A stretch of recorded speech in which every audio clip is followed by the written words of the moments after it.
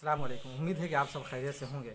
10 شوال المکرم کو یوم ولادت یوم امام احمد رضا خاں محدث بریلوی علیہ رحمہ کی یوم ولادت منائی گئی اور اس کی تقریب منعقد کی گئی. اس حوالے سے چند باتیں ہم اور آپ سماعت کرتے ہیں. امام احمد رضا، فکر رضا اور ہم. امام احمد رضا علیہ رحمہ کے عرس کی تقریب ہر سال منعقد ہوتی رہے گی. پورے بر صغیر سے عقیدت کیش آتے رہیں گے. امام احمد رضا کا روحانی فیض جاری ہے اور جاری رہے گا. لیکن کیا ہم امام احمد رضا کے حقیقی عقیدت کیش صرف نعرہ لگانے سے ہو سکتے ہیں؟ یہ ایک اہم سوال بن کر ہم اور آپ کے سامنے کھڑا ہے. کسی نے بھی غور کیا کہ ہم امام احمد رضا کے آفاقی نظریات کو فضاؤں میں تحلیل ہونے والے نعروں سے زندہ نہیں رکھ سکتے، کیونکہ امام احمد رضا نے بنیادی اصولوں کی قدردانی کی ہے اور استحکام پسندی کو گلے لگایا ہے. وہ سخت کوش تھے اور سخت کوشی کی طرف ترغیب دیتے تھے. ان کی زندگی فکر و نظر کے انہی پائیدار محاور پر گردش کر رہی ہے.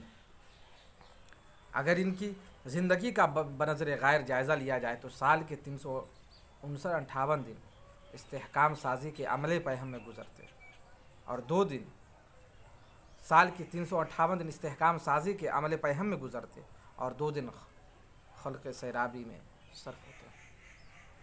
مگر وہ بھی سوز دروں کی ایسی چاشنی ہوتی کہ محفل میں حاضر باش اور افراد صفائی قلب کا مرقع بن کر اٹھتے. اس سے یہ بات صاف عیاں ہو جاتی ہے کہ امام احمد رضا کی نظر میں صرف انہی کاموں کی اہمیت تھی جو بنیادی اور ٹھوس ہوتے ہیں. قوموں کو زندہ رکھنے کے لیے قلم و کاغذ، دوات و روشنائی کا ہتھیار سب سے قیمتی ہے. لہذا تمام امت مسلمہ کو اس ہتھیار سے لیس کر دیا جائے. انہوں نے کیا اور کر کے دکھایا. مختلف فنون پر لکھا اور ہزاروں کی تعداد میں لکھا. رہتی دنیا کے لیے شعور کا اجالا بخش بن کر گئے. پوری قوم کا کام کیا، اکیلا اور تنہا کیا، یہاں تک کہ آخری لمحات تک کیا. آج کے دور میں جو قوم ذرائع ابلاغ میں خود کفیل ہوتی ہے وہی کامیاب و کامراں ہوتی ہے، اور اس سے خالی ہو تو کوئی اس کی طرف نظر اٹھا کر نہیں، بلکہ ایسی قوم گداگروں کی صف میں شمار ہونے لگتی ہے.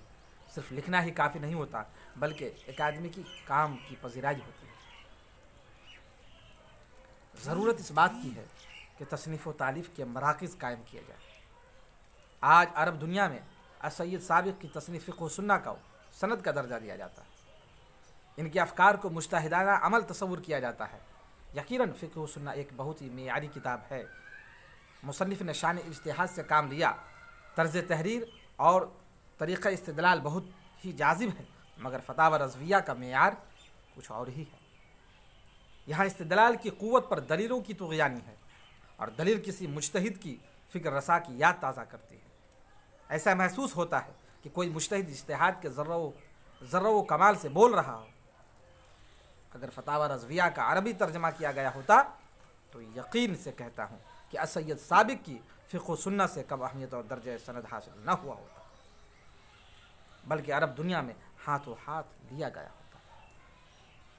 امام احمد رضا کی فکری پرداز بہت ہی بلند ہے، مگر آج ہمارا حال یہ ہو گیا کہ پانی پر تحریروں اور ہواؤں میں رسم الخط کو ابدیت کا ملازمہ قرار دیتے ہیں. نیز کاغذ کے پھولوں سے گلاب کی خوشبو حاصل کرنا چاہتے ہیں. یہ ہماری خود فریبی ہے. ہم کو میدان عمل میں نکل کر آنا ہوگا اور حقیقت پسندی کا تاج محل تعمیر کرنا ہوگا. علامہ ازی، ہمیں صرف امام احمد رضا پر ہی کام نہیں کرنا ہے بلکہ اپنے اکابر اسلاف کے ان مخفی خد و خال کو اجاگر کرنا ہوگا جن کی حیات کے درخشاں کارنامے زمانے کی دبیز تہوں میں گم ہوتے جا رہے ہیں. الحمدللہ الجامعۃ الاشرفیہ مبارک پور اعظم گڑھ یہ کام بخوبی انجام دے رہا ہے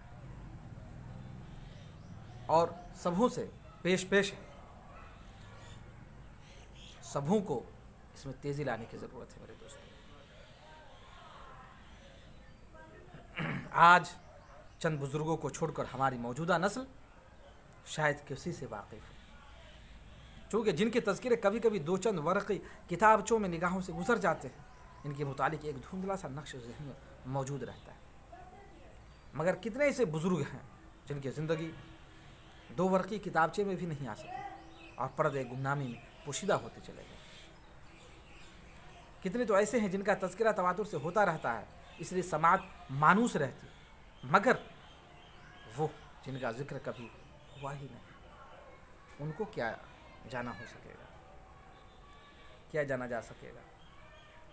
ہم نے گردش سے نگاہیں موند لی ہیں، اگر کاش حریف جماعت کے طریقہ کار کو دیکھتے تو ہماری نگاہیں کھلتی۔ اللہ ہم سب کو اپنے اسلاف پر کام کرنے کی توفیق رفیق عطا فرمائے۔ تو آج کے لیے نوشاد فریدی کو اجازت دیجیے، اللہ حافظ۔